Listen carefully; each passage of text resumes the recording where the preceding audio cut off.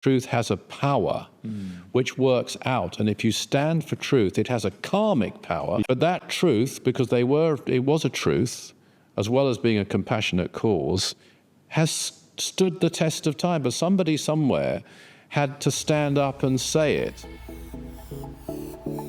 The Spiritual Freedom Show with Richard Lawrence, where politics is not the answer, materialism counts for nothing, and spirituality will set you free.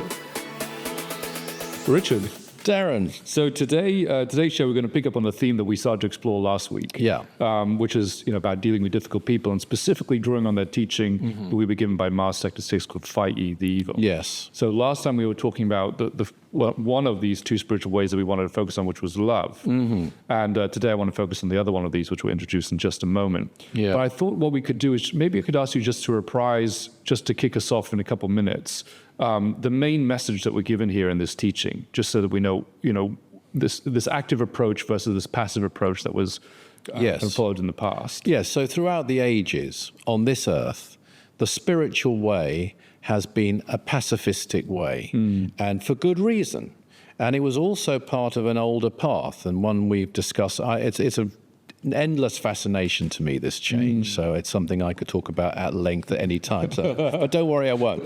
But the old age approach brought it, and it isn't just in the East. It permeated the West. I mean, why is it that the Christian tradition grew up with monasteries? Because because Jesus himself and the disciples didn't start monasteries or communities, or they traveled, they wandered. St. Paul traveled right across, and St. Peter, of course, and so on. It's because it's inculcated into the thinking of this earth, the idea of retreating away from humanity and finding peace within yourself, contact with God in whatever form you see God, and your own salvation that way. And don't get me wrong, some of the monks and nuns in certain monasteries also did a lot for their communities. I mean, it could be almost like the equivalent of the welfare state in certain parts of the world. But that was a very, very marked effect, I think, of something which we think of more in the East than the West, of this breaking away, this old approach of leaving the world, leaving matter. And therefore, that included evil, that included wickedness, that included war. You had nothing to do with it. You didn't engage in it at all. And you detached from it and went about your own, presumably to a very nice location, or one that was very conducive for you to find your own spiritual fulfillment. Now, there's a big change, and it all has to do with the coming New Age. And that approach is no longer enough. Now, in fact, never was completely correct, but it was permitted by the great ones. So it wasn't that people were making a mistake. It was followed even by some of the great masters of earth, and it was correctly followed. But it's because people on earth, frankly, and giving my opinion, are so selfish. We are such a selfish race of people, historically speaking, that we needed to be given that self-orientated teaching in order to get us off our backsides in the direction of spirituality. That's just the way I look at it. Now that's not enough. And really, it probably never was enough. It was just allowed. And it was, I think, a brilliant plan. I'm not criticizing it at all when I say this. It's not for me to have a view on it, because it's way above my station.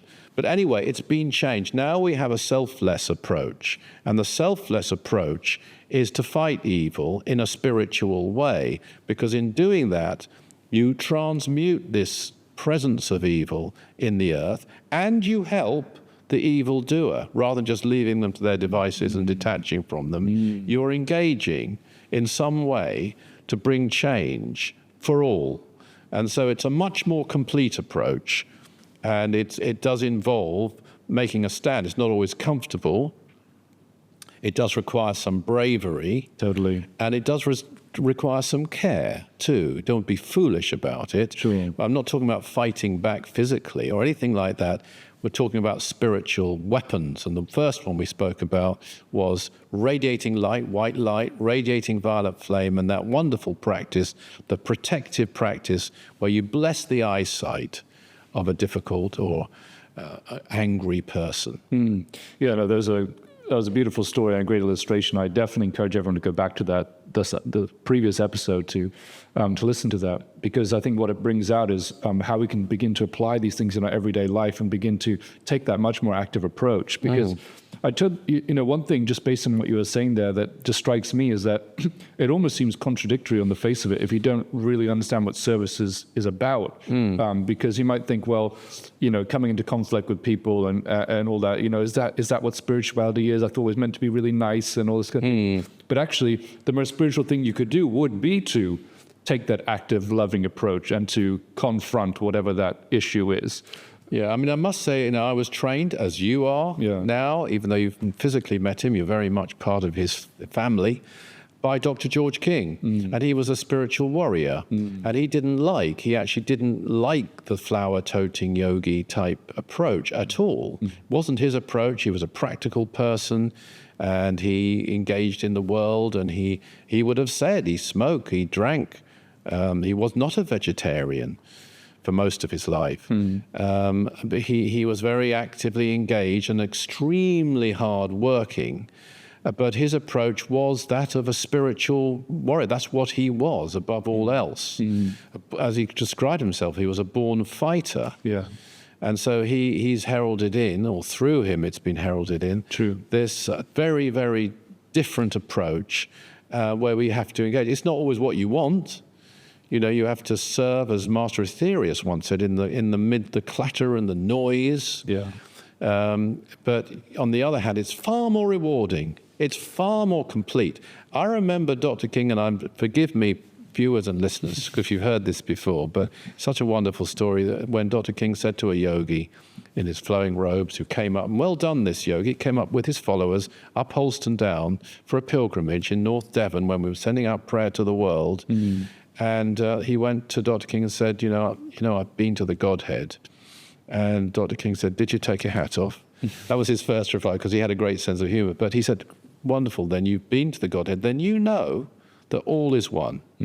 So what else is there to do but serve? And the yogi couldn't disagree with that. Yeah. There's a nonsense, actually, at a certain point, when you exclude yourself from others to develop yourself, when the one thing you're going to find out is that you're one with the others. And you do hear about a number of yogas, and I'm always interested in yogis who have genuinely found enlightenment or samadhi to see what they do. And often they will, afterwards, even in going back into the past, and I'm not going too far into the past, they will then start to know that they've got to serve much more than they did before, because they have activated their higher chakras. They must have activated the love energy in their heart, and it's no longer enough for them then to go off into seclusion. Yeah, no, that's a great insight into, I think, especially how the world has begun to change and these teachings have begun to come forth now. Yeah. So anyway, the one that we want to talk about today, though, is this other aspect, which is about truth. Yes. This is the other way, the other tool, the other weapon that we have that we can use. Yes. Do you want to talk a little bit about what that means? Maybe well, what Mars Sector 6 basically saying is stand for truth. I mean, my perhaps most redolent experience of this is in the UFO field, which I've been involved in, as you know, for over 40 years. And I've seen a massive change. And of course, I remember speaking up, say, in Manchester, for example, not only Manchester, but I remember the one in Manchester, about this topic and being booed by half the audience. And likewise in Auckland, New Zealand. Yeah. Wow. They came, though. Yeah. I actually did a lecture in Auckland in New Zealand. There was about 500 people there.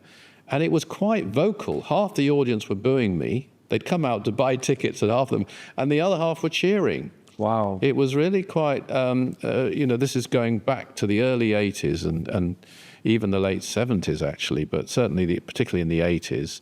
But it was a time when that truth was objected to by religious people and by politically minded people. You could go out and say governments are covering up, and people would think, you say, you're an absolute nutter, governments don't lie. They'd actually say that. To a young person watching this now, that must sound mad. Yeah, well, yes. It does. To you're a young person.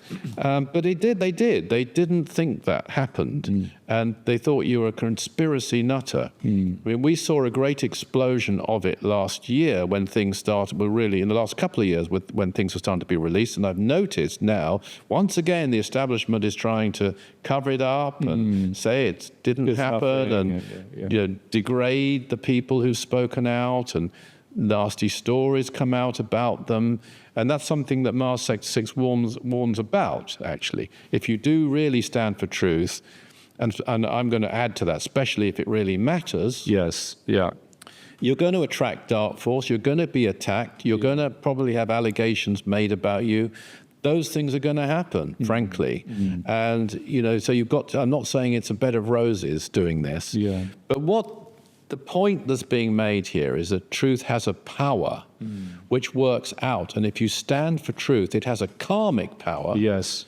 And it has a power of energy. And eventually, if you, and I always think back, because I take a great interest in it, to the people who spoke up for the abolition of the slave trade. They were regarded as nutters. They were regarded as people who'd wasted their careers. They could have done something really useful in the minds of Victorian people and so forth. Yeah, okay. With their life, they could have possibly become prime minister or something that would really make a difference, and they're frittering away their time on this distraction to do with. And now people look back to that era, and they are, in many people's minds, the heroes of the day, both in, and likewise in America later on. Those things are remembered. People aren't interested in so much, unless they're a historian, in the abolition of the corn laws, or the window tax, or even the Napoleonic Wars. Maybe they're interested in Napoleonic Wars, but those people are, you know, taken as role models, but they weren't then. Sure. But that truth, because it was a truth, as well as being a compassionate cause, has stood the test of time. But somebody somewhere had to stand up and say it, and you have to fight for it. Now, in our own personal lives, it can also work, but you have to be very careful, of course. If you're dealing with a very angry person and you suddenly tell them a home truth, I don't want to put you in jeopardy at all. Sure, yeah. They might, I don't know, swing a fist at you if you're not careful. So you've got to handle it carefully, but you do need to make a stand for truth. And when you do, you'll be empowering that truth, and you'll be fighting the evil, because it lives. Truth lives, evil dies in the end. I think it's extremely inspiring in a way that you presented that. And I think, you know, one thing definitely that stands out to me is the role of sort of persistence in standing by the truth. I mean, as you say, with the work you've done with UFOs, I mean, this is decades of work and disclosure. Yeah. And in the beginning, as you describe, I mean, it's not like it was today when you have this very receptive, open-minded audience. It's changed completely. Yeah. There's still people who, and there still are now, and they're quite actively now, especially governments, trying to close it down as best they think they can, as they will. And of course, there is a deep state. I mean, Dr. King spoke about, it was called the silence group, which actually goes deeper than the deep state. Good way to put it. But however, you know, that was spoken about by Dr. King in the 1950s, and by Mars Sector 8, one of the communicators through him, for example. There was a conspiracy then. It still exists. Another great thing that Dr. King made a stand of truth on was the nuclear dangers, the radioactive dangers. He wasn't alone, but he did, at a time when, again, that was frowned on and regarded as ridiculous. And now it hasn't gone away, but it has been tempered. They will admit the dangers. They have admitted he spoke about the dangers and the damages in what we call in England Sellafield, which was then called Windscale, at the time of the accident in the nuclear power station. I remember talking about, and now it's admitted to, my point being that the incidence of leukemia since then and so on. So they are taking at least they're taking more measures, far more measures than they were then. If it's a truth, it lives, it has a power, as long as people stand for it, then it has the chance to, it's like a flower, you've got to give it the chance to bloom. Yes. And by standing for it, you're nurturing it, you're watering the plant, and it will bloom. I think that's a very inspiring thing for anyone to take away who who is willing to and has truth to stand by here, because we live in an age of mass disinformation. I think in general there are many things that happen that they're wrong, they're plainly wrong, they shouldn't be happening. You gave the example of the slave trade, to which so many people turned a blind eye, or just ignored the inhumanity of it. And there's still equivalent things like that happen today. Totally. Absolutely, yeah. But the example of standing by these truths, even over decades, as you and others have done throughout history. I mean, you're right. They bloom and they bear fruit. It could be after many decades or many years. Well, Dr. King is a great example, a wonderful example, because he could have been much more popular. And I've seen teachers and New Age teachers and mind, body, spirit teachers, and they know how to popularize their message. Sure. They know how to this is a bit unpopular, let's slightly modify this, and let's make that more comfortable and easier, and etc. And he never did that. He always stuck to the truth, and he always put out the truth as it was, and he knew that he was losing popularity as a result of doing that. He was intelligent enough to realize that he was a master. But he still stuck to it, because in the end, it has a power. And I've also seen some of these various groups and people who do tell half-truths go. They don't have the substance to continue. They might be very popular for a while, and then eventually it's going to go. And if an organization, and I can think of one at the moment, is based on lies, no matter how powerful they get, it will fall eventually, because lies can't sustain it, whereas truth can. I think one aspect of that is seeing the truths that are even coming to the fore more so, even in older religions, and what especially now with the cosmic teachings we've been given. You mentioned today the Master Theorists, Master Sector 6, and others, and Dr. George King, really starting to focus on an aspect of the message that you could have seen perhaps in those teachings in the old days, but have now been brought forth so much more. They're being brought forth more, and also, though, they're still trying to control. Quite recently, the Vatican made new rules about apparitions and what people were seeing, and what. And they have, I don't know whether it's a committee or some body. It's almost like a committee on truth, isn't it? Yes, it's going to decide, and they don't know. They'd have to be able to read the Akashic records, and they aren't able to read the Akashic records. They'd have to be capable of doing a samyama or some practice of great perception to be able to decide on these things. And all they have to go on are their dogmas, their scripts, their discussions and their debates, which those things won't tell them. So it's again an attempt to what are we comfortable with here? Which of these reports are we going to go with? It's nothing to do with truth. Yes. I mean, I'm not saying there may be sincere people on there. I don't know, and there may not be. But whether there are or aren't, they aren't in a position to do that. You've got to know to be able to proclaim whether something is true. And if you can't, always come back to those three words: I don't know. One last point that I would like to draw out here is, actually these two things together, love and truth together, because you said before, like truth, there needs to be a compassion and a kindness to it, right? Yes. I think we've seen a lot in the last few years that, people on both sides who believe they have the truth. There's actually a huge amount of anger and resentment and bitterness. Where's the love, I guess, is the question. Would it be better if that was there? Comes back to something I mentioned before, this statement Dr. King made, which is allow the thoughts in your heart to control the thoughts in your head. And if you have that, you have your intelligence, but is tempered by love. And likewise, science should be tempered by love. Without it, it's like a soulless wanderer in the realms of night, to quote Master Jesus. And you can end up with a nuclear bomb because there was no love tempering the science. The science might have been brilliant, but where was the love? Why are we going in that direction at all? And you're lost if you just follow. And they found some truths, some scientific truths, I suppose, in the process, but they missed the great truth. Yes. Which is love. Yes. What a beautiful way to end. Thank you, Richard. Everybody, thanks for tuning in for the show. Now, if you enjoyed that episode, don't forget to subscribe for more wisdom from the 9 Freedoms. If you'd like to find out more about the 9 Freedoms, about Mars Sector 6 by Dr. George King, go to our website, that's aetherius.org. And don't forget, Richard and I love hearing from you, receiving your comments, your questions on your spiritual experiences, and talking about them on the show. So do write to us, share them with us at spiritualfreedom@richardlawrence.co.uk. Always remember that service is the jewel in the rock of attainment. See you next time.